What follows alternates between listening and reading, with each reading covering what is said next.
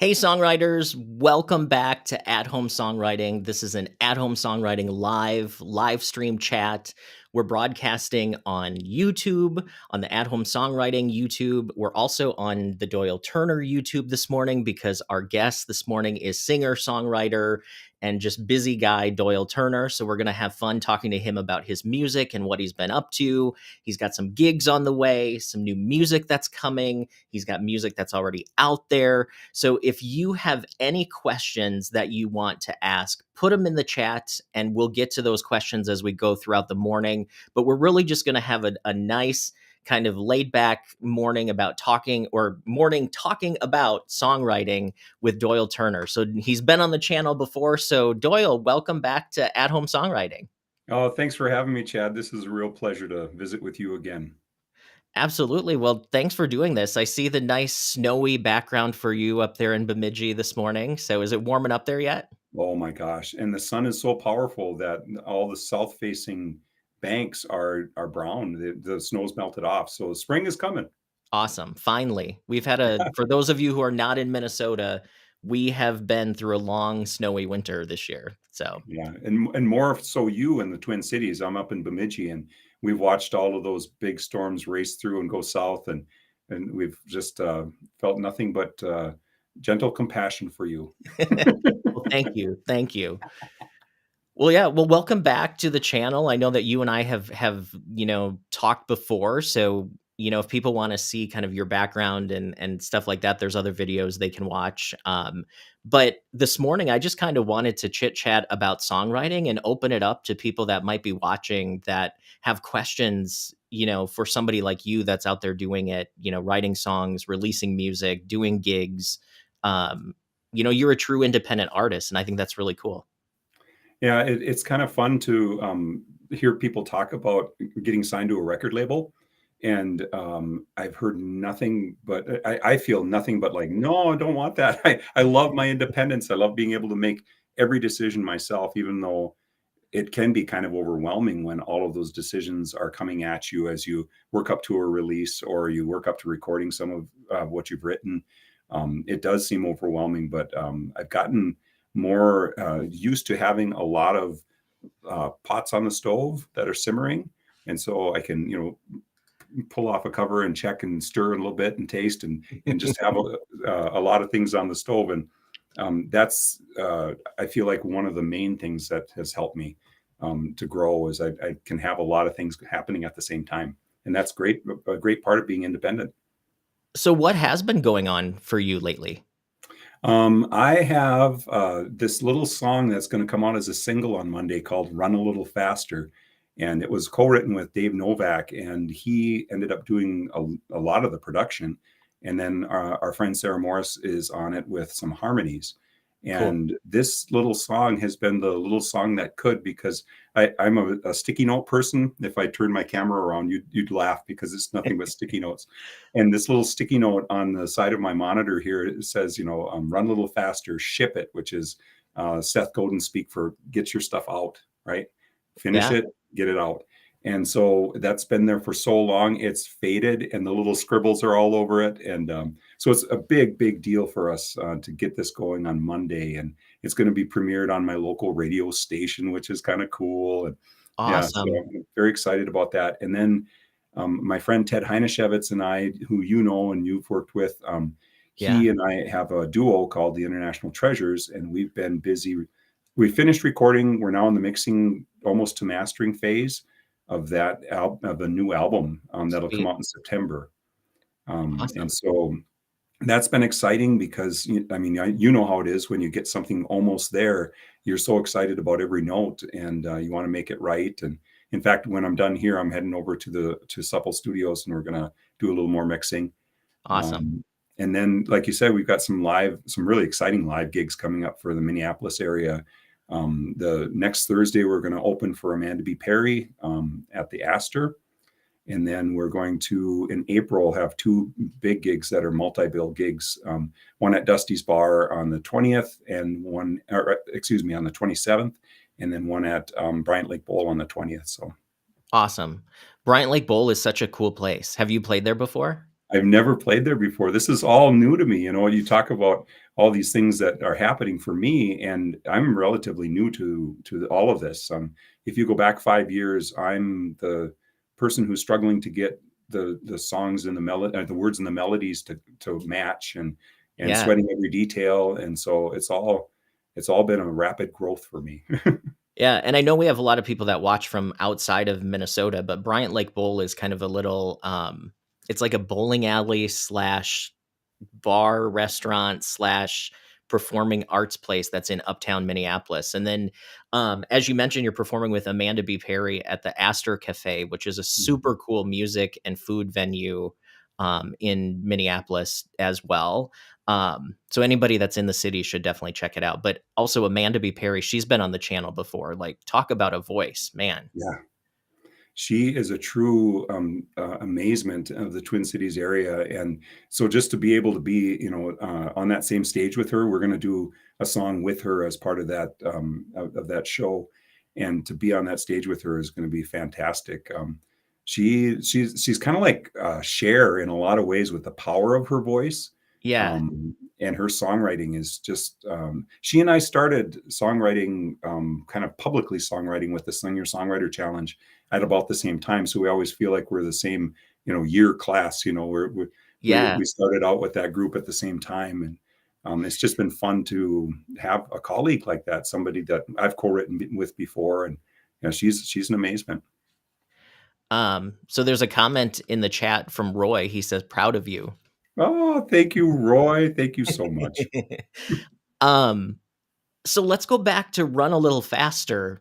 Are you talking to me about, like, should I be out there running, or what? What's that song about? Well, that was a co-write with Dave Novak, and he he and I had planned to co-write at a certain time, and he ended up texting me something, and he said, "I've got this melody hook that keeps waking me up in the middle of the night." And I said, "Oh yes, here we go." And it's all about the story of the song is, star-crossed love. Mm, He said stay or daddy said leave, and it goes from there where they're taking off together to chase their love, and so it's kind of like people have said that it could be a movie car chase type of scene, and that's what it feels.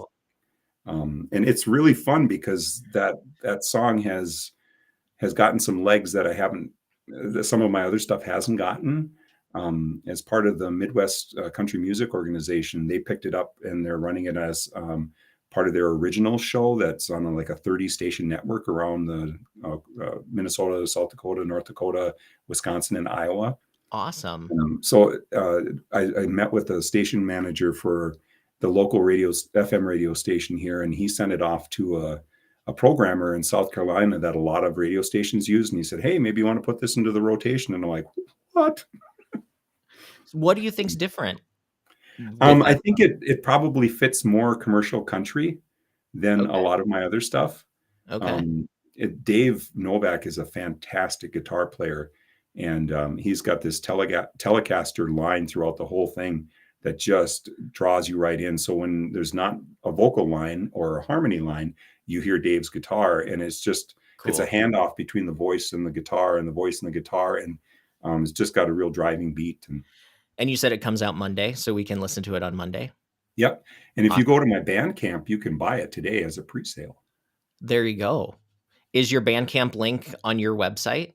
It is. It is. Yep. If you go to doyleturner.com, then you can see that it says Bandcamp and you head right over there. Or if you're on Instagram, that little bio link tree has a Cool. connection to it. So, And then I've got a little QR code on the screen too, so all you have to do is take a picture with your phone and it will take you there, so thank we're you. high tech around here, Doyle. This is pretty fantastic. We do have a question in the chat. Paul Beckerman has a really good question, and Paul's been on the show before too, so good morning, Paul. Mhm. He says, "What role does live performance play in your songwriting process?" Well, Paul probably knows this better than anybody because he plays with the Sun Dogs, and he plays out quite a bit as well. And when I have something that I feel is worthy of playing out, then when I play it out, I pay attention to those parts of the song that either I'm nervous about delivering or singing, any of those lyrics, or parts that I feel hesitant about. And I know that that's something I have to go back and redo. and make it smoother, because there's something about that energy when you're up in front of people, and then that is kind of a good litmus test for me on whether the song is grown up or not. I like that. I like that the term grown up, because I think a lot of songwriters say, songs are kind of like our kids, right? Like Mhm. some of them are really well behaved and some of them not so much. Yeah. For sure. Jeff Tweedy says that, from Tweedy from Wilco talks about that. He says he just keeps creating. And when somebody says, hey, it's time to put an album together, he has to go and manage all these half dressed little children wandering around his studio and pick out the ones that he's going to, spiff up for the album. And I was just working on a song last night and this morning that I feel like it's finished, but it's also one that I just keep wanting to tinker with. And Mm. so, it's been kind of a difficult child. There you go. DJ in the chat just says you're amazing. So I don't know if he's talking Oh, about you, me, or us. I think it's both of probably us. both of us together. Yes. Thank you, DJ. Appreciate that. Paul had a follow-up question. He says, do you have an example of something that you've changed due to audience feedback? Like, do you remember playing a song and thinking, yeah, that one's going back? Well, with Run a Little Faster, I've because it's been such a long production cycle with that. It's been almost 14 months, maybe close to 15 months, and Oh, that wow. feels like an eternity for me. I've been lucky. I've been able to record stuff fairly recent to when I've written it, Yeah. and so this felt like it needed a lot of patience. But whenever I played that one, I find that I am changing it to match, and not lyrically so much as how the structure of the song is. I play it differently than we recorded it, just because it feels more natural. And so I there's certain beats that I've kind of taken out, and Mm. we've moved from one section faster. So we've run a little faster live. There. Yeah. Hey, prosody. Um, so, so, wha- so you said that like the production cycle for this has been 14 months. Like that's Mhm. what what's going on in those 14 months? Well, the thing came together so quickly. We wrote it in January of 2022, and it came together very quickly because of Dave's production skills. And I remember having a conversation with somebody who I consider a mentor, and they had listened to it, and I said, "This feels like it's ready to go, except for this, this, and this." And that person said, "If you have those inklings now, follow that." And that's Mm, always been the training I've gotten from people that have helped me with recording, is that whenever you have that kind of, oh, this part right here, because I think if you let it go, it only continues to bug you more. yeah. And so what happened was, like I said, I was ready to release it like in February of 22.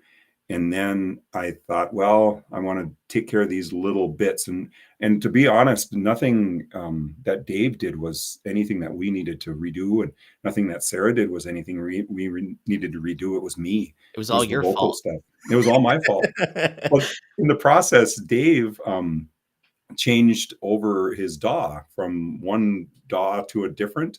And so getting the stems back from him was a long time frame, because he Sure. was on a different DAW and learning a whole new universe. And you know what that's like. Yeah. And Yeah. so then once we got it, we thought, oh, just a couple of quick brush ups. And pretty soon it was redoing the vocals, going through and EQing and making it just right. And I always like to take time. It doesn't seem like it with how often I record, but I do like to take a lot of time to listen. And so once we got it all ready to roll in November, then it was trying to figure out how I could best fit it into all the other projects so that Yeah. I'm not just releasing and promoing on top of releasing and promoting. Um, yeah, I mean, I think that's awesome. Thanks for that explanation, because I think people listening would be like, 14 months, what happens in there, you know? Tom Sweeney, good morning, Tom. He has a good question. He says, how many different songs are you working on at one time, between like writing, revising, producing, etc.? Like, what does your plate look like? Or do you have multiple plates? I've got one plate. I write one thing at a time, and then I let it sit. And part of my process is that sitting and to see what floats up as being, because every song, and you guys know this, every song that you write is the best song that you've ever written, and you get so excited about it and you love it like a child. And you have, for me, I have to get some time. And so I've got a little 3 ring binder. I'm so old school. I've got a little 3 ring binder with all my lyrics and chords, and I date everything, and then I just wait to see what kind of floats up over the months. So I've got that sort of cycle. Once I pick something that's ready to record, then we record it, and then it's to the whims of the, the timeline of the record and the project. And so there are some, I think, 2 or 3 songs on the Treasures project that are about 2 years old. And so we're going through and how, and it's a different focus at that time. At that time, I'm done editing lyrically. I'm done pretty much editing melodically. We're just going on production and trying to get a good take, a good performance and make it as good as we can get. Yeah. It's interesting that you said you're someone who's in love with what you write when you first write it. I Mhm. talk to songwriters who are the opposite, where they almost always don't like what they write at first. Have you ever experienced that side of it too? Definitely. And I think this is a real key. I've been thinking, I wish somebody, I had the good fortune to meet you early on in my songwriting. And we spent a day where you were able to do a workshop. And it was just like the light bulbs kept coming on and on for me. And it was really a powerful, powerful thing. But I wish somebody would have come alongside me early on and told me about bad songs, because I, for me, I'm always going to, I had to give myself permission to write bad songs. Um, and so when I finish, the joy is in finishing sometimes, and sometimes that's hard to discern between, oh, I'm happy about the song versus I'm happy about finishing. Um, Interesting.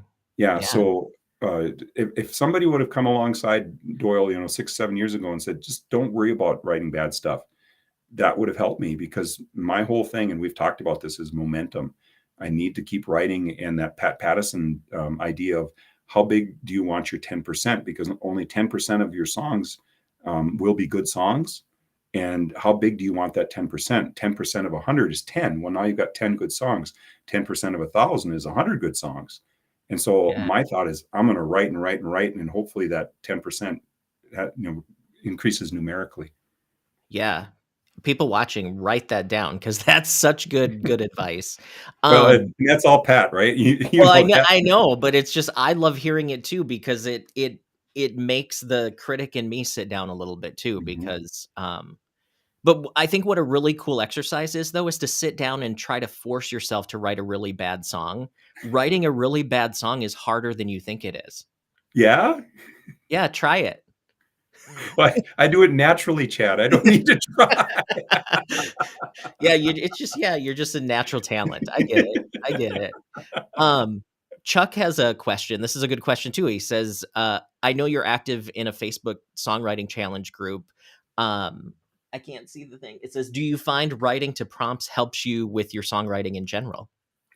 For me, it's not so much the prompt as it is the deadline. Mm, I'm very much motivated by deadlines and commitments. And in fact, I just started a Patreon page a couple months ago, and I don't have all of the fancy levels. It's really, you just kind of give what you want, join the community, and then my commitment to you is that I write you a song every month, and then a little newsletter, and do a YouTube broadcast, once a month. And so those commitments to me help me to write. In fact, that's what I was working on last night and today, and we talked a little bit before. And my commitment is to that write that Patreon song. And I know next week is going to be crazy with all this other stuff. So I was writing last night and this morning. And so to me, the prompts aren't so essential as the commitment. And then also with that songwriting group, and it's such a great group because anybody's welcome, and there's no songwriting police saying, "Oh, Doyle, you didn't get yours in, and so you're out." And it's a very supportive group. You've written with that group. yeah. Nobody's saying, "Well, you should work on that bridge because that really stinks." but to me, that community is also everything. I write because I want to make the deadline, and I want to make sure that I'm there because I want, I want Ted to hear me, and I want Sarah to hear me, and I want all these other folks, Christopher David Hansen, and I want to hear them. And my rule for that group is I don't listen until I finish my song, and so I can't get to the party unless I do the work. Got it. Do Yeah, you do that because you don't want theirs to influence yours too, do you think? Or is it more just that kind of carrot at the end? it's a Which lot, the carrot carrot. carrot is the It's prompt the this prompt this week time. too. Yeah, the carrot and the stick. No, Yeah, it's definitely the carrot because I wanna join the party. I cool. wanna be there and hear what other people have done because I get so inspired.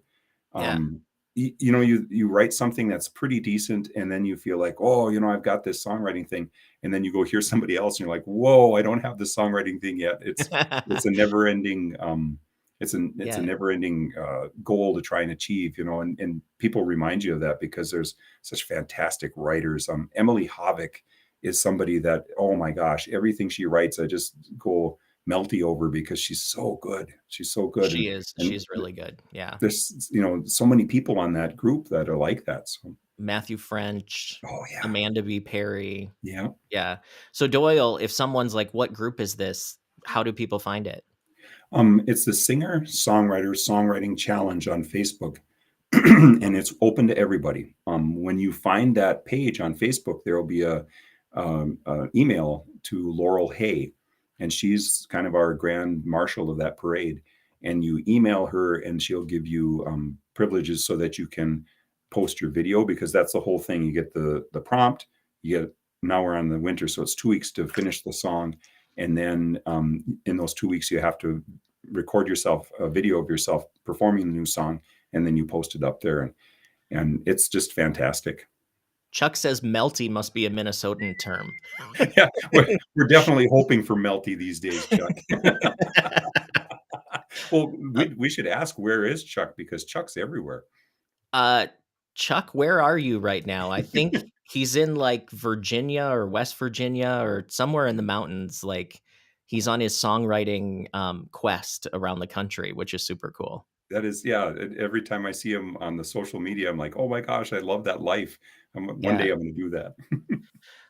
Jeanette has a really good question for you. She says, "How do you decide what song to work on first? Like, if you have, like, several melodies or several ideas, what do you work on first?" And before you answer that, Chuck said he's in Bristol, Tennessee. He's going to a Ooh, bluegrass jam today, which sounds super cool. Tennessee is a great place for music. Yeah, I don't know if I'm really all that fussy about. I don't. I'll tell you this. It's Janet. Jeanette. Jeanette. I'll tell you this, Jeanette, with my writing, I don't come up with 6 or 7 melodies. I come up with one and then I try it and then chuck it. And then I come up with another and try it and chuck it. And so I'm kind of simple-minded that way. And I kind of wish that I had Jeanette's brain that she's able to come up with all these melodies. Some people do think in melodies, right? Like, some people Mhm. have lyric ideas that come to them, other people have melody. Yeah, definitely. Um, One of the things that you mentioned, I think, at one point was writing that chorus first and then mhm, writing your verses to the chorus. And I always keep that in the back of my mind. I don't always follow it, but yeah. that's something that I think might be helpful because your chorus needs to be kind of uh, catchy and strong, right? Well, your chorus is the main point of the song, right? Like, that's Hmm. if you had to, like, that's the chorus is like the thesis. This is like, this is what the song is, and this is the point I'm making. So then you have to, then figure out in the verses, well, how did we get here, right? Like, Hmm. how do I have everything point to that? Um, which is not always easy. So I kinda go back and forth like you, like, I sometimes like to write a verse first and then think of, like, okay, what point, like, where does this lead to then? And then Hmm. it's sort of like the chorus is the payoff, but I also like to go the other way too because your chorus gives you so much, like, the chorus can set the motif of the song, it can Yep. set what the melodic things are doing, it can set what the so if you set a rhyme scheme in your verse, you know that you should probably do something different in your Hmm. in your chorus or in your, the chorus or the verse should not have the same rhyme scheme. So like whatever you start with, do something different in the other Mhm. section, right? So yeah. Joe has a great kind of two-part question, and I actually wrote down these questions that I was going to ask you, Doyle, because I was curious how you would answer this. But what makes a song bad and what makes a song good? This one is really simple for me, and it took me a long time to figure this out, but it's connection. If Mm, if I perform a song, and getting back to what Paul was talking about, if I perform a song and it doesn't connect, yeah, it needs some work. It's not there yet.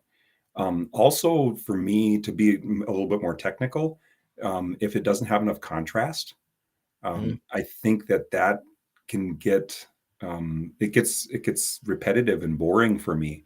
I don't want to mention real specifics, but we were watching a performance last night of some very, very young songwriters, and they've gotten a good share of attention, and a lot of their songs were similar, both from song to song, but also within the song. And I was just like, "Ooh, this isn't connecting with me." mm. But there were a lot of other people it connected with. So, but for me, contrast for sure.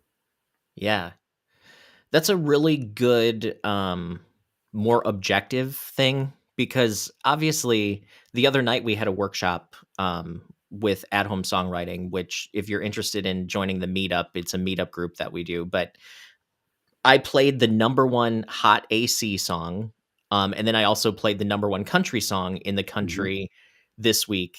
And both songs, number one, right? Like the place where a lot of people aspire to. I know not everybody, mhm, but some people couldn't stand them and some people loved them, right? So yeah, good, bad is kind of it really does come down to what moves you. I love that you said connection because a song could be quote unquote technically bad and still move people, right?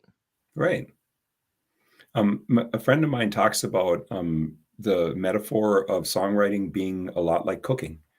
Mm, You can put in the flavors that you really like, and some people will like that, and some people are like, "No, I don't like curry," or "I don't like this particular spice." And I think that's true with frequencies. There are some people that really tend to like a lot of high frequencies. mm, I've got a Taylor guitar, which is, they're really bright.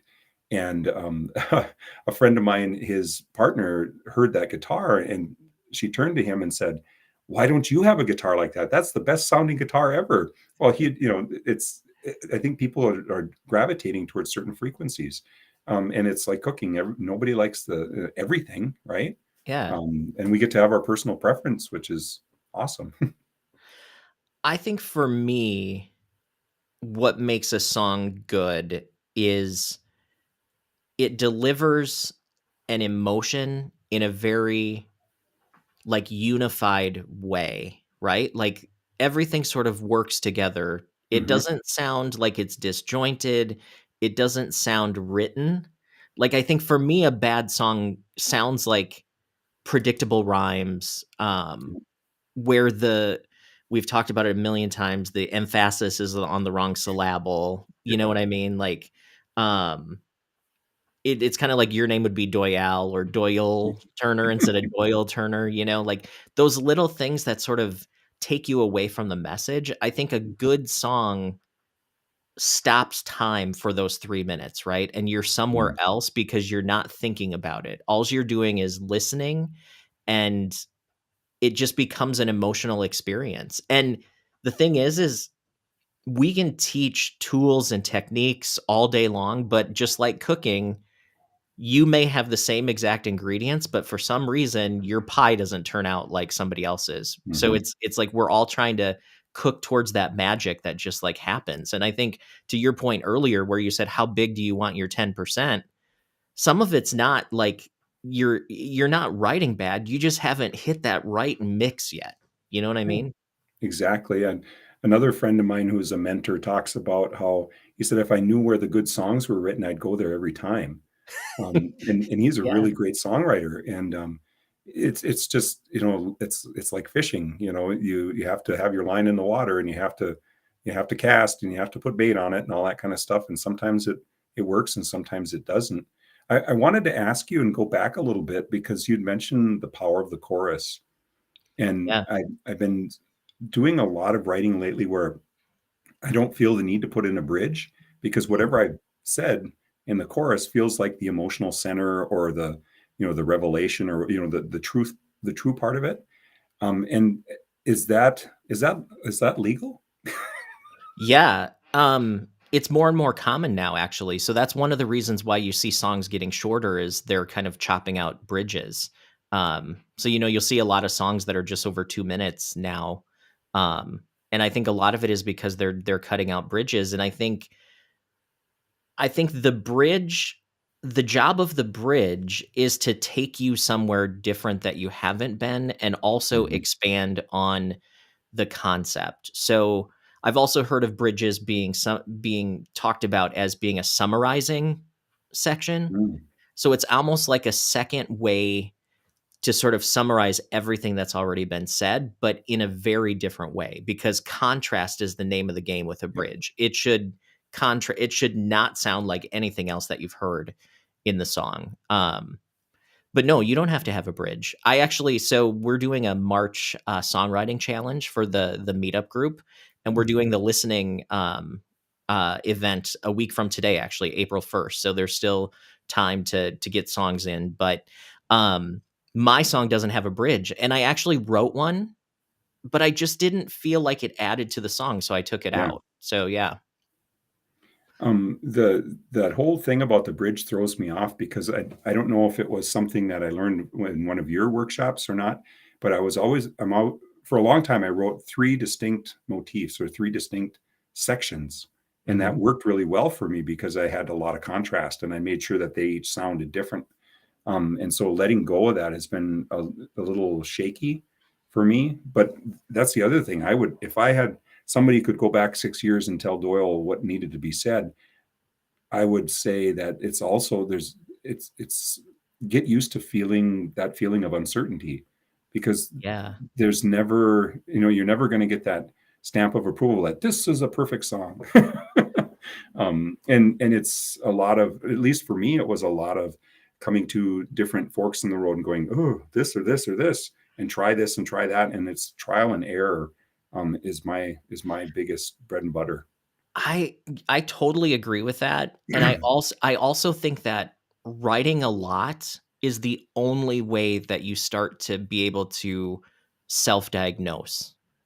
Hmm. Do you know what I mean? Like, and Mhm. what I mean by that is Doyle 5 years ago wouldn't be able to listen to a song like Doyle today and say, "I think something needs to change," because over those 5 years, you've had little incremental experience where you know what works and what doesn't, and you've trained your ear a little bit more. So I think Mhm. when newer songwriters get frustrated when they're like, "Oh, it's just not working," set that song aside, like write something else. And because I think you get so caught up in trying to perfect a song, Mhm. and what you really want to do is become better at writing, not to get a better Yep. song. You want to become a better songwriter, right? Because if you're a better songwriter, the Yep. quality of your songs is going to improve naturally. Does that make sense? And oh, perfect sense, and it's so unsatisfying to hear as a newer songwriter because you want the formula that's gonna lead you to the perfect song, and to hear that, while you have to learn to relish in the writing. I remember hearing that and really being like, "God, it's so painful. Why would I what?" But also letting go of that idea of ideas Yeah. being precious, um, because there's always more. Yeah. There's always more. And when I realized that and found that to be true, that there's always more ideas, then this one particular idea that I feel so strongly about, it's just Yep. an idea, right? It may, and if it's good, it may come back, and it may not. That's okay. There's always more. The Beatles in their documentary talked about how they didn't have, phones to record things on. They didn't have um, ways to keep these ideas for songs, and they just said, well, if it wasn't a good song, it then if it was a good song, the idea would stick. They would remember I it. disagree with that because um I've had some good and ideas that are gone. Sorry, Beatles.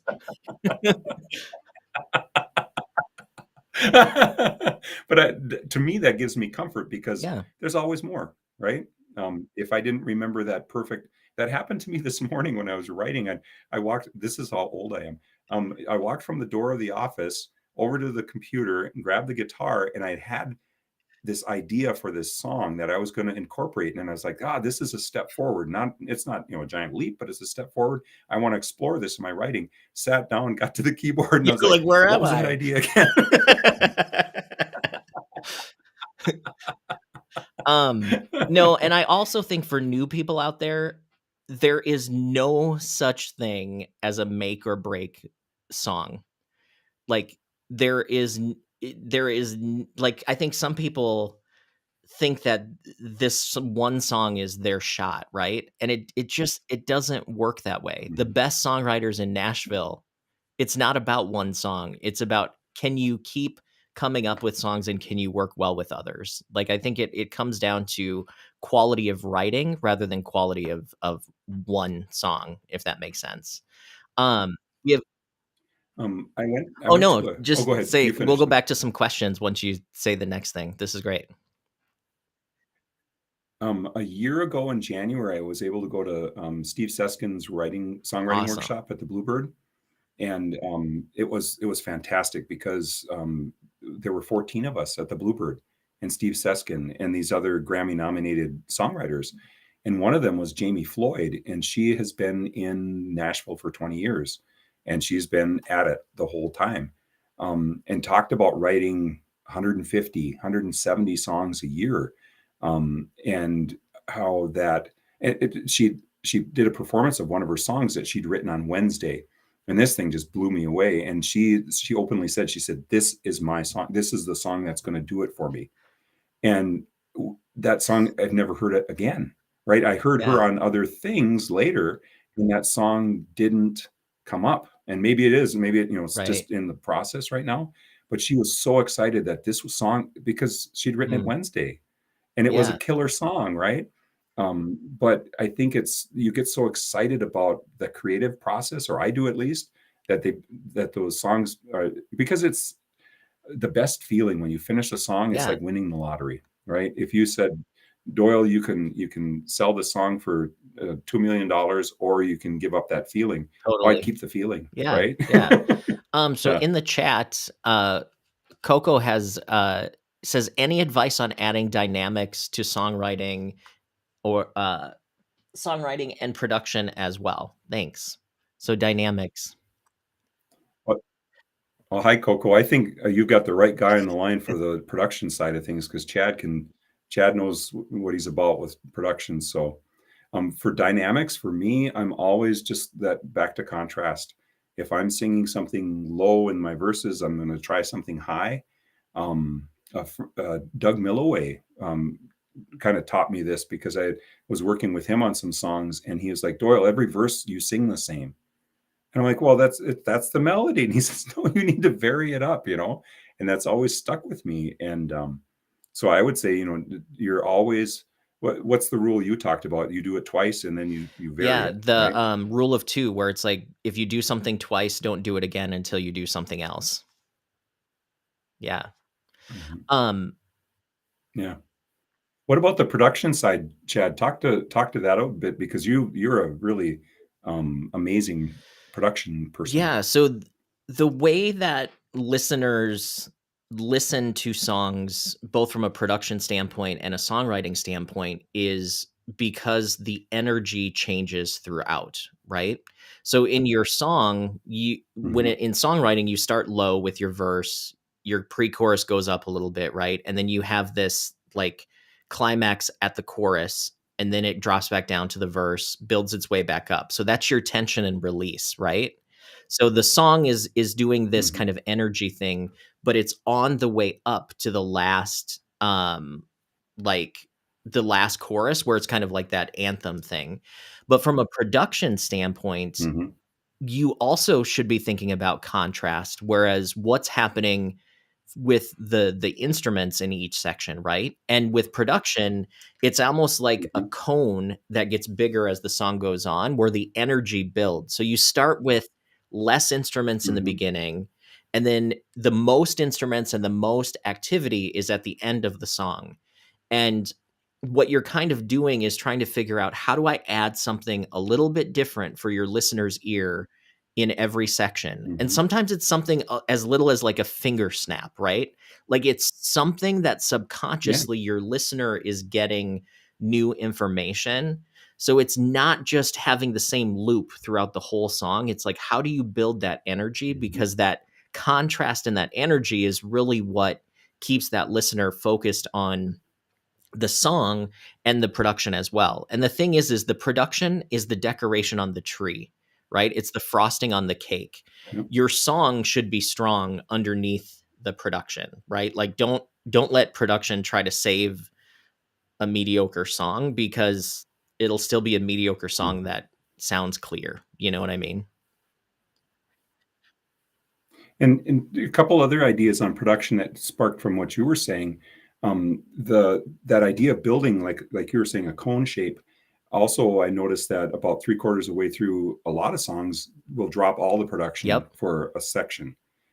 So it goes back to just the bare bones melody, bare bones whatever instrument is underneath, Yep. and then it goes back. Um, or sometimes it goes, to full production and then Or do it you comes down to or you nothing hear a song as a really, way to really handle build up, and then it gets to the chorus and it goes, and it opens up and it's still the chorus, but it has its own thing. Like, it's all about tension and release. That's what you're building. And that comes down to the concept of contrast, which is the question he's asking, is how do you add that in? I mean, with production, it's just right. adding and dropping parts.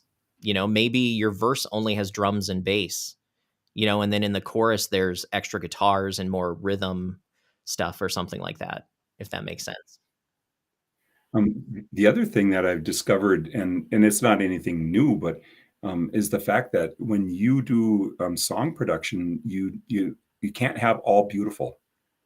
If you have too many, beautiful voices, beautiful instruments, it becomes too perfect, and so you need some kind of grit, Yeah. some kind of ugly, because a little bit of ugly in production makes it highlights and Some Kinda emphasizes the Ugly is a beautiful. great song title.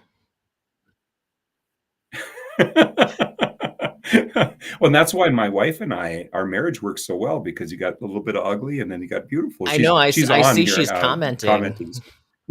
She asked about an example of falling in love with the newest baby, and then she also said, was it Jamie Floyd who you were talking about? Yeah, that was the, songwriter from Nashville that I'd referenced for sure. I also noticed that "Healing Under the Sun" is gonna take the $2,000,000 to create more feelings, and I love that. Yeah, I mean, that's a tough choice, but what's funny, though, is I actually have seen some interviews with hit songwriters that say that getting that hit is not the same feeling as writing it, which is interesting. Mhm. And also, Chris Stapleton and, what the fellow from, Dan Wilson, talked about there's no way of knowing.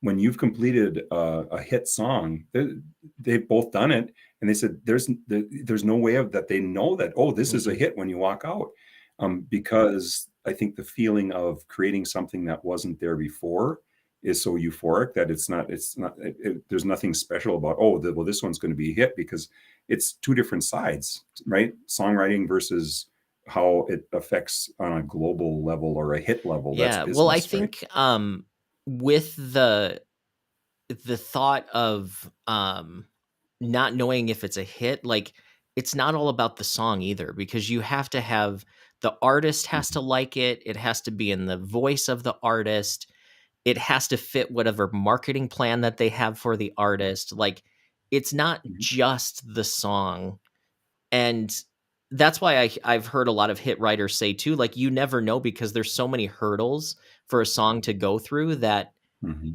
I mean, it's a miracle that songs actually make it that far, and it's hard to predict which ones are gonna do it. Well, I read somewhere in the last month or 2 that said that, a national promotion campaign starts at about $1,000,000, and that's a Right. huge hurdle. You know? Yeah. DJ has a kind of a two-part, question up here.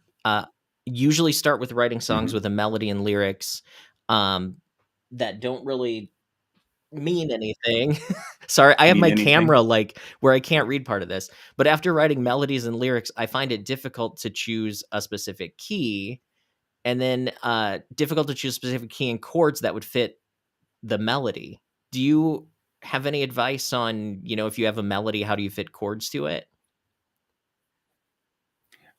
I have struggled with this too because was it a week ago? I woke up with a section of a melody, and it was a difficult thing for me because you think, oh well, you got Mhm. manna from heaven, right? This idea, but it was difficult because getting from where getting up and getting to where I can get to my phone and record it, it's always hard for me to match what I hear in my head vocally, especially in the morning or the middle of the night. And so, when I listen back to these little voice messages that I record on my phone, it sounds like messages from Planet Madness because I'm it just is not there. It's not as beautiful as it is in your head Yeah. or as complete. And I don't the melody that I came up with, that was one of the biggest struggles, DJ, was figuring out how to do it with guitar and voice because I had it in my brain. The other thing that was kind of uh, a pitfall for me was it turned into a song that I really like. And granted, that song's a week and a half, 2 weeks old, so it's still in the baby stage. But it sounded to me like something that Christopher David Hansen would do, right? One of the Mhm. songwriters from our group. And so I posted it and then I didn't feel good about it. And I went and I just put under the post, I said, hey, Christopher David Hansen, if this is too much like what you've done, tell me, I'll take it down. I'll write another one. And he said, oh no, this is all yours. This is no big deal. But when you get those gifts Yeah. of those melodies, you automatically, and for me at least, I'm thinking of, "Oh, I've taken that from somewhere, I've heard that somewhere else."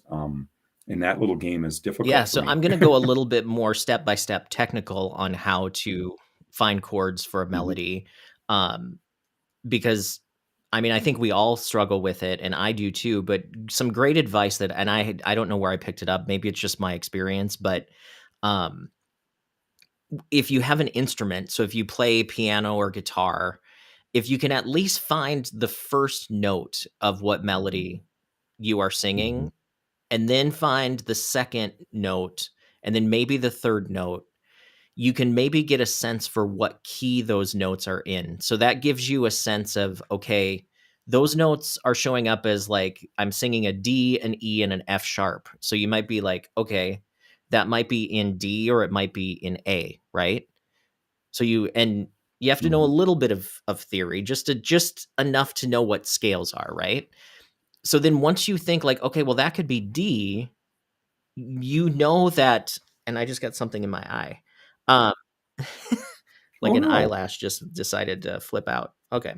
Um, anyway, so if you know you're in D, right? The most powerful and stable chords from a major perspective are D, G, and A. The 1, 4, and the 5. So 1, then 4, you and play 5, the yeah. 1 chord and sing your melody and see how that sounds. Does that sound right? Then you play the 4 chord and sing your melody. How does that sound with what you're playing? And then do that with the 5 as well, and then you're like, "Well, that sounds too happy." So then flip to the minors, right? And then try Mhm, the B minor, because if you're in D, B is the relative minor. So you play that, and then you play the E minor, and then you play the F sharp minor, and eventually you will find the chord that matches what's in your head, right? Um, if you're more mhm. experienced and read music and you're more of a composer, which is not what I am, um, you could learn to what they call reharmonize a melody, where you know that if you're singing an F sharp, what chords in the key have F sharp in it. And this is another way you can do it. You're like, okay, well, F sharp, that's in the chord of D. It's also in B, but it's also in the F sharp minor in that key, right?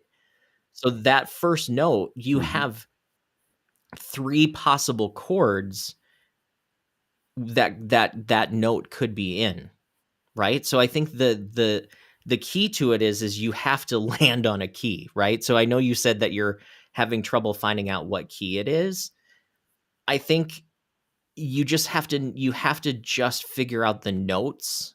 And it's tough if you're not a musician. That's going to be a challenge, right? I don't know if there is a way to do it without an instrument or without something that plays chords. Hopefully that's helpful. I don't know if that is. I know Doyle's making a confused face. That's my normal face. That's right. That's your That's RBF. just That's how I what it look. is. Resting Yeah. So confused DJ face says actually syndrome. what he Yes. means is how to create specific emotions with chord progressions. Okay, so that's a different question. So Doyle, how would you answer that one? Well, I was going to defer to you because this is Yeah. something that's right up your alley.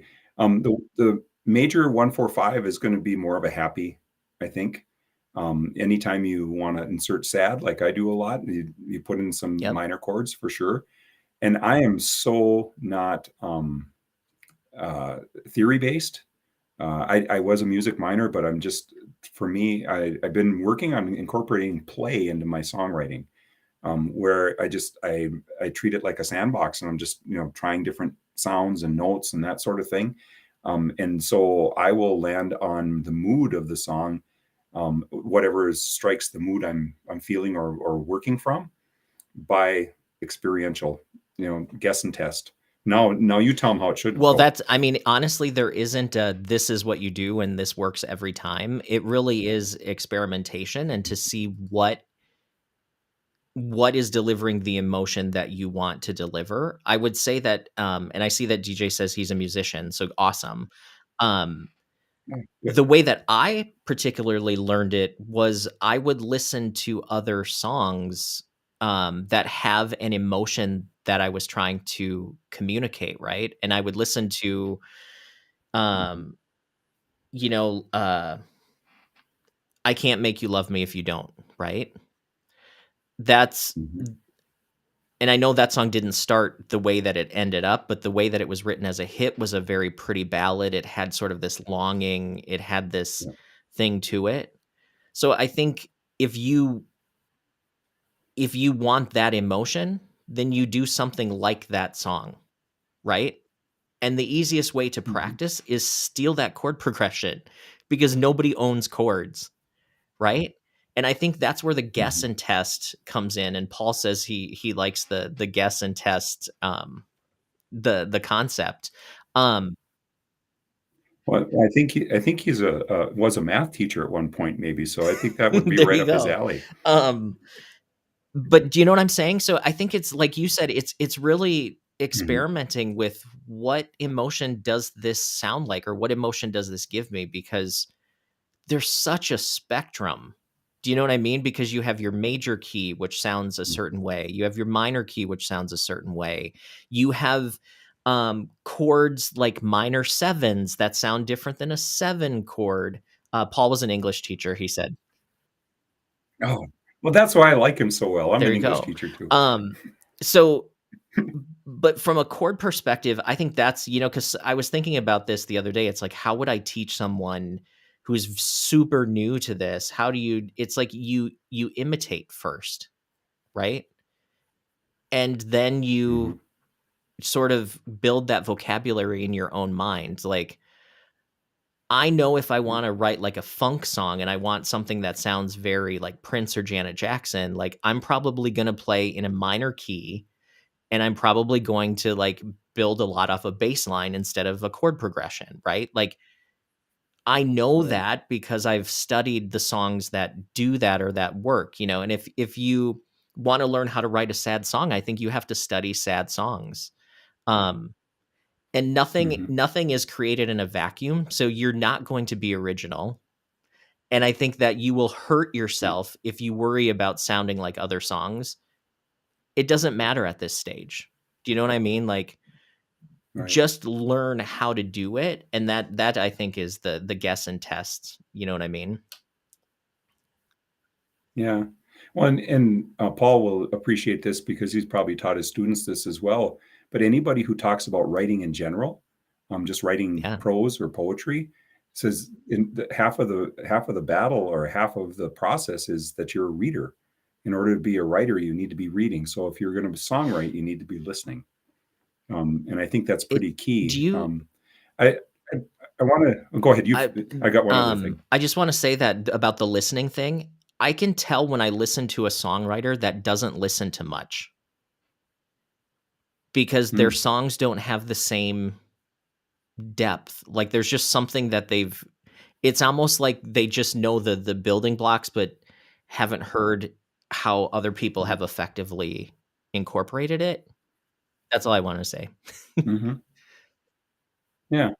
Well, and I was going to reveal my secret to finding Mm, mood. Right. I took a songwriting lesson 4 years ago from a local fellow who is a songwriter, and he basically wrote out a chart that I believe is called yeah, the circle of fifths. Um, okay, so in the key of A, here's all the chords yep, that will work, right, in the key of A. And he said, step one, find the chord that sounds right for you. So just go through the chords. Which one feels right? And then go to the next chord in that line. And then does that feel like what you're trying to get at? If it doesn't, try the next chord. Try the next chord. And it's back to how I'm pretty simplistic, where it's just like, well, you go from one to the next until you find the one that feels right. I think that's true, right? And I was just trying to, pull up the circle of fifths here. Let's see if this will let me do it. While you're doing that, oh, there you go. Um, Yeah. so yeah, so what Doyle's talking about is when you pick a key on the circle of fifths, and I just Googled this quick. This is the first one that comes up. But let's say you're in the key of C, right? So pick C. That's the key of no sharps, no flats. So for those of you who are piano players, it's no black keys. So you don't have to worry about any of the black keys. C is your one chord, that's your tonic. And then the six chords that basically work in that key surround it. So you have the chords on each side of it, and then the three chords that are under those chords. Those are the major chords of the key, and these are the minor chords of the key. So your relative minor of C is A minor. Your four is on the left here, so that's your F chord, and then your five is the G, and then this is the two, the six, and the three when we're talking about like Nashville number system. But if you're writing in the key of C, Mhm. those six chords, you can write a lot of dang good songs with only knowing the chords that work within any given key. And I think that's what your teacher was kind of telling you, Doyle, was like you don't have to sit down and look at the guitar and think like all the tons of different combinations you have. You really only have to memorize about six chords at the most, and you are in pretty good shape, right? Right. So I keep that little paper that I got from him, because he drew it out in a grid, not a circle.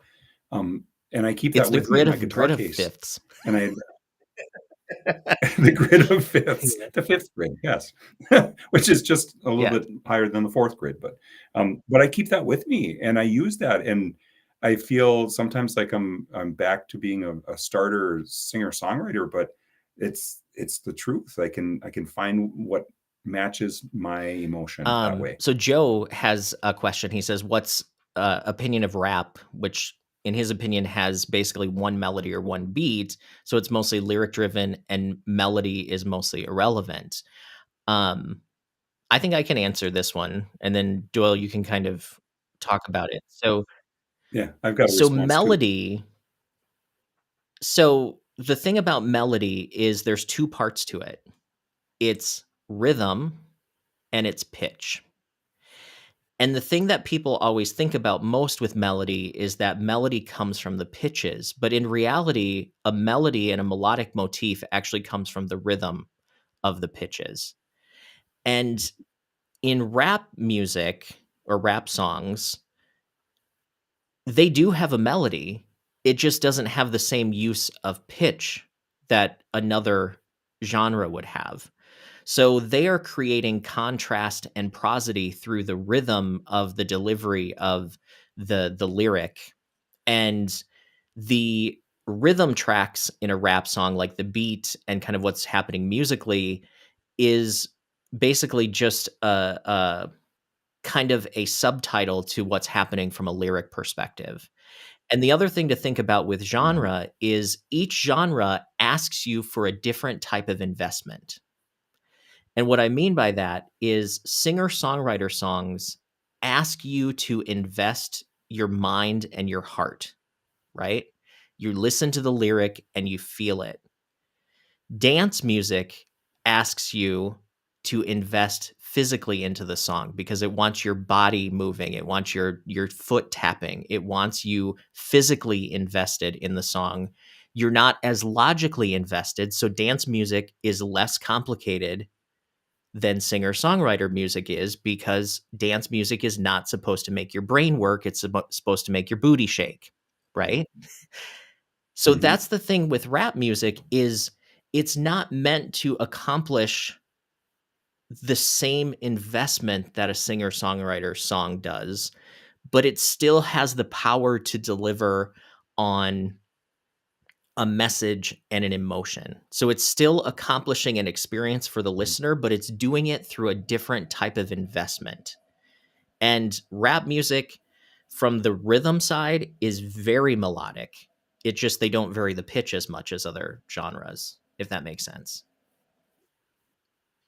And I work with a lot of youth that that's their favorite form, and it has been for 15 years, pretty consistent to the age group I work with, and they talk about how it does connect because that's my story. That's they're saying things that are true to me, and so there is a lyric meaning element to it.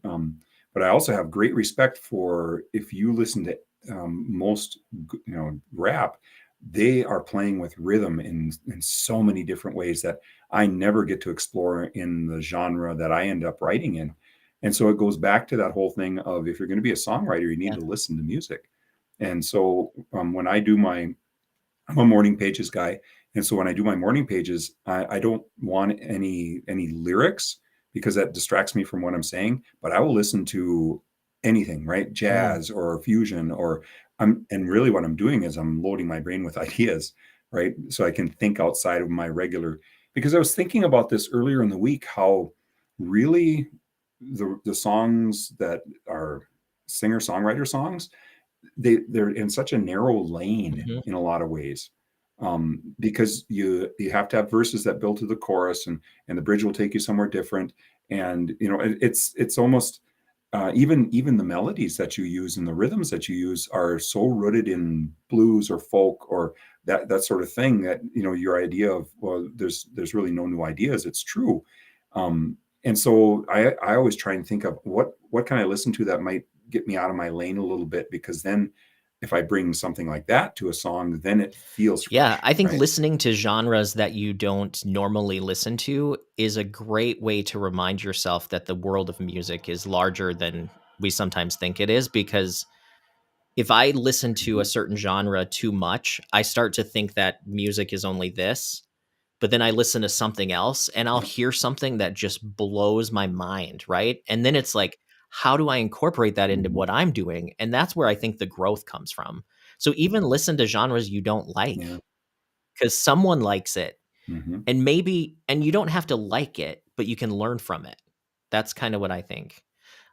Chuck has a question. It says, what if I, Oh, I thought you were avoiding this little trap. oh, well, I'm used to Chuck traps, so it's okay.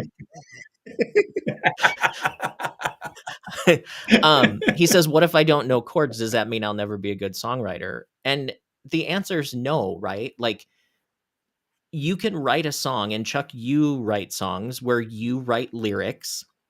Chuck is a very good lyric writer, um, and he can come up with melodies, right? That is a song. But if Chuck wants to have someone record it, if he's not playing the chords and singing, someone else needs to, right? So that doesn't mean you're not a good Mhm. songwriter, Chuck. It just means that you would need to bring in someone else to get it to a like releasable form. And I don't releasable is not the right way to say it, but But Chuck, as you know, as you're traveling around the country, you're giving these performers a song that you write that's lyrics and a melody, and then they're coming up with kind of they're basically harmonizing your melody is what they're doing. They're not really necessarily writing the song with you, but they're putting it in a form that can be performed, right? They're doing their cover of the song. Um, Technically, if you're only writing words, you are a lyricist, right? And lyrics are part of a full song, but usually a full song is words, melody, harmony, and then some form of like rhythm pattern. Um, but no, I don't. I and Doyle, what do you think on this one? I think that you answered it really, really well. Because if you think about a lot of American music, is rooted in just Right? a cappella, right? I'm thinking of field songs where you sang to pass the time and maybe to do something in a Yep. rhythm with other folks, and those are songs. That's one note at a time, and it's Yeah. still a song. So yeah, I think you answered it I really, really think what well. Chuck is saying though is, a lot of people, how your songwriter teacher Doyle said, start with chords, right? Like if you want to learn how to write songs, start with Yeah. chords. I think the reason why people say to do that is because a chord gives you melody options, right? If you've never Hmm. come up with a melody before, or you're not as familiar with like how to write songs, because I think Chuck would admit too, like the more you do it, the better you get. So if someone's starting at ground zero, a chord instantly gives you, well, you could try one of three notes, right? If you're playing a triad, you could really start on one of three notes. So it's a starting point, right? And I think that's where the chord comes in for a lot of us, is it's where the melody is born from. If you can birth a melody, God bless you, because that's not how I started writing. Do you know what I mean? Like I didn't Right. it took a long time for me to learn how to write melodies. And writing melodies now, Mhm. it's easy in the sense that I can come up with something, but is it good or not? Or is it Right. what it could be or not? To piggyback on what you were saying there about the chords being the basis for melody, I was the song that I just finished, or think I finished. Um, I had a choice of using an E7 chord or a D minor, and I chose the D minor because it gave me a different way to go with the melody, in something that sounded maybe original to me or something I Yeah. hadn't heard before. And so, yeah, it's just like huge, and it's so funny because when you play the progression with one versus the other, it's like, maybe it's not a big deal, right? But when you sing to it, and it gives you more melodic options for sure. There is a video, and you would have to find it on YouTube. I don't have the link pulled up, but Scarlett Keys, who is a, teacher for Berklee College of Music, she has a whole series on writing chords to melody and how, just changing, like you said, from an E minor to like a D minor, like just one, like it can Mhm. completely change the emotion that you're communicating. And it's very subtle Yeah. sometimes, but yeah, think of chords, your melody. I like to think of it this way. So think of a live theater, right? Like an actor performing Mhm. performing actor. The lyrics are the lines, the script, the melody is the actor, and then the chords are the lighting. Mm. So the chords set the Yeah. mood of where things are being performed. And I like to think of the actor analogy because if you have good lines, but you have a bad actor, it doesn't come out right, right? So if you have really good lyrics, but your melody kind of sucks, it's going to be like watching a bad actor. And I always think about that. Like Mhm. everything has to work together to deliver the emotion that you want it to. And Chuck, take a drink because that's called prosody. Chuck has a drinking game that every time I say prosody, He takes a drink, That's and he's awesome. ended up in the hospital a few times because I say prosody so much, so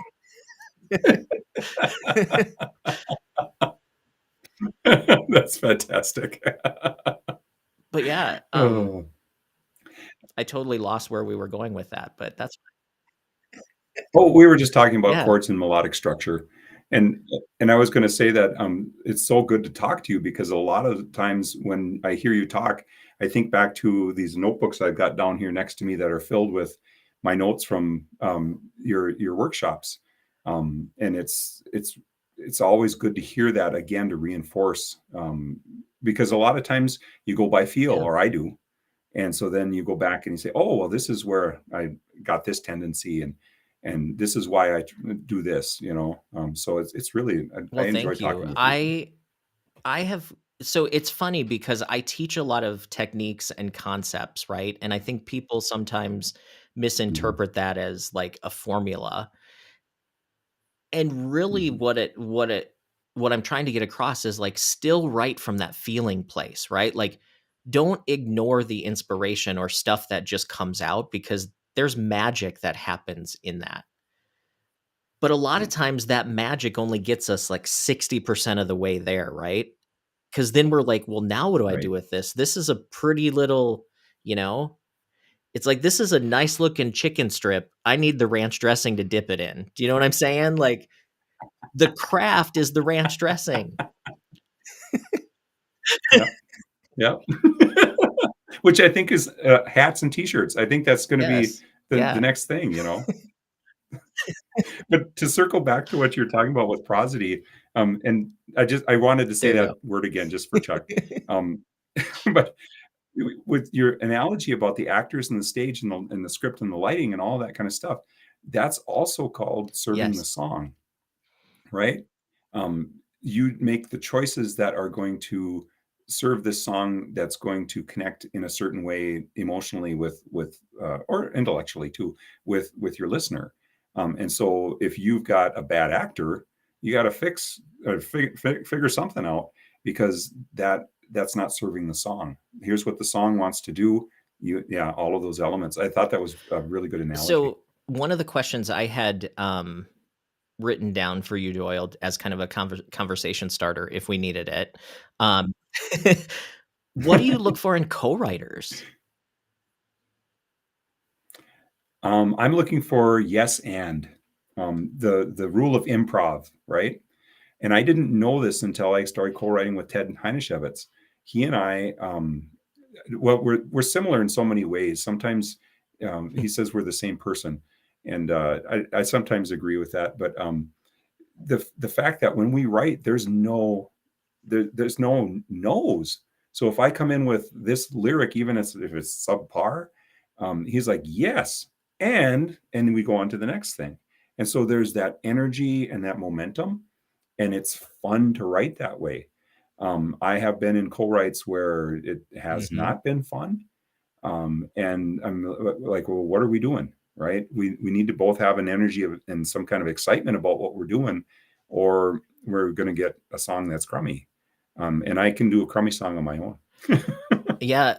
So I love the yes and thing because I think I have had co-writes where literally I am inside almost like dying for it to be over with, right? Like, Yeah, can we just do yeah, like, and literally I've sat there for 3 hours and we don't even have like a first line, right? The yes and yeah. get you going to where you have something that you can actually judge, right? I think the problem is when you get with a co-writer that judges in the beginning, you know what I mean? And Mhm. I think with the co-writing thing, that's where you have to sort of put aside the idea of like the result doesn't matter, right? Don't you think? Like, do you and Mhm. Ted get together and say we need to write a really freaking damn good song, right? No, no. And we've written our share that will never see the light of day, just like my regular writing. This yes and also leads back to this idea of ideas Yeah, not being precious. Because if you and I do a co-write and you take it in a direction that I'm just like inside going, absolutely not. We're losing ground here. I have to yeah. let it go because I need to follow the energy that you're putting into it because you may have an idea or you will have an idea that's different than me. And that's the beauty of co-writing is that I learn when I co-write with somebody who thinks differently than me. And we come up with something that I wouldn't have expected. So letting go of that idea of that ideas are precious, that was a huge thing for me with co-writing. But that all being said, I've been really picky lately because I think I'm getting to be um, grumpy old man, stay off my lawn with And co-writing. like, why do you say that? What does that mean? I it's so fun to indulge myself and follow my ideas that I haven't had the energy or time to do a lot of co-writing where I can do that give that Yeah. yes and Yeah. energy. Um, uh, because I've had a few that crashed and burned, and one it crashed and burned when we were 98% of the way there. I had something that I thought was decent, and I got a breakup call over Zoom from my co-writer. I don't think this is working, and I'm like, well, what do we do with what we did? Yeah. I mean, what's interesting, Doyle, is, so in a little over a week, I'm gonna be going to an Andrea Stolpe, like, a week-long songwriting retreat in the Catskills. Um, I'm Oh, good for actually anxious you. because I'm not a huge co-writer, and most of the week is gonna be co-writing with Mhm. strangers, so I'm going into it with the yes and mindset, and I'm going into it to learn and kind of go in as a student, and I honestly could care less what the Mhm. songs end up being, and I have a feeling that there's gonna be some Yeah, people that go in trying to prove something and trying to, like, yeah, show off, and, like, I'm just gonna let them if they want mhm, that, they can have it, that's not gonna be me, you know what I mean? Like, I know I can write a song, and I'm good, let's just do yeah. the yes and thing, you know? That's really healthy way to approach it, and I'm so jealous you get to go to a week-long deal like that, and I wanted to acknowledge what Yeah, Paul's saying in the chat. I think that's true. I think the more, experience that you have writing songs, the more apt you are to say, that each idea is not as precious as because when my first 5 songs, those ideas were precious. I wouldn't let go of any of them, and so I wasn't a good yeah. co-writer at that point. Tom Sweeney did some looking for us on the Scarlet Key stuff. She does a melody harmony and rhythm series, on YouTube, and he says there's Ooh, 24 videos. So, um, Scarlett, like I awesome. said, she's a professor at Berklee College of Music, which, um, I love them. Well, and I aren't you am. teaching a class for them? Starting April 3rd, I will be teaching lyric writing, online for them. So, Congratulations. That is so cool, and I think that Berkeley got the right well, person thank for you. certain. Um, So Doyle, back to talking about kind of your projects and like writing with Ted and like you said the International Treasures, the album's almost done. The album's, almost ready to be mastered. We'll see how it goes with mixing today, um, and then, we're gonna leave some time to listen Yeah, because that's so huge, um, and then, we're also leaving time for the promotion cycle, which is this is only my second this single is my second time through the promotion cycle on a little bit grander scale, um, because before all I would do is post a picture in it on YouTube and say or Facebook and say, "Oh, it's done. yeah, like listen to it. Call me." Yeah, yeah, check it out. And it wasn't as effective as I thought. So the promotion cycle is something that is a bear that I'm still trying to figure out. And we're leaving time for that. And Ted's got more experience with that, but we want to leave time so that we can do it correctly and do it upright. So yeah, the Treasures album was recorded in a Quonset hut in St. Joseph. It went against everything that I had learned as a recording person, where you record and track everything individually, and you make sure it's perfect and to a click, and all of that kind of stuff. And Ted said, "Oh, we're going to try something different. We're going to do it all live Cool. off the floor in this Quonset hut." And my friend and engineer Troy Foss from Supple Studios said, "No, you realize," he said, "for the very first call, he said, you realize we're leaning into the bleed. There's no going back and fixing and making perfect. He says, everything's going to Yep. bleed into everything else." And I was very terrified by that, but I also think as an artist, I'm learning that you have to be okay with that level of uncertainty. That feeling of falling is something that I run up against again and again and again. And old Doyle would have run away and hidden. And I find that hiding is not as possible doing what I'm doing. And I think that's good growth for me. So we did this live off the floor stuff, and I have to tell you that there were moments where it felt like flying. There were moments that it was the sweetest memory that I'll ever have recording anything. Being, just with in this space with people that I loved and trusted, and giving this performance that I would have gotten Yeah. in a vocal booth. And so it's a really cool, like a left turn from what we've been doing normally. And I think it's something that goes against the grain of high end production recording, because it's more organic. I think back to those 70s albums where it was kind of like, oh, we're going to get and do this together. And because they didn't have all of the computers and the ways of doing things Right. digitally. And so it's really exciting because I feel like that energy we found in that space is going to translate to the recording. And I also it's like we're leaving in count-ins on Yeah. some of the songs, and there's banter that happened after the song, and all of that kind of stuff is going to give it a more organic feel, and something I think that will hit differently than what's being produced now, or what Yeah, I'm aware Prince of would have anyway. called that real music by real musicians. That's what his, that's what Ooh, he liked. So he always tried to track as much as he could live with bands and stuff like that too. Yeah. Yeah. really? But Oh, that's there awesome. is That's magic really that you cool. cannot get by overdubbing when you are all recording in the same room. Mhm. Like, the bleed creates magic stuff too. Paul Beckerman says it sounds like, the White Stripes. He says Stipes, but that's their step brothers band. But, Well, that's right, if the it's guy the from White REM is Stipe. heading He is a heading White that note, Stipe. right? Yeah. Oh my goodness. Oh, you and I are a bad combination. We I follow one another know. down the rabbit hole. Oh my goodness.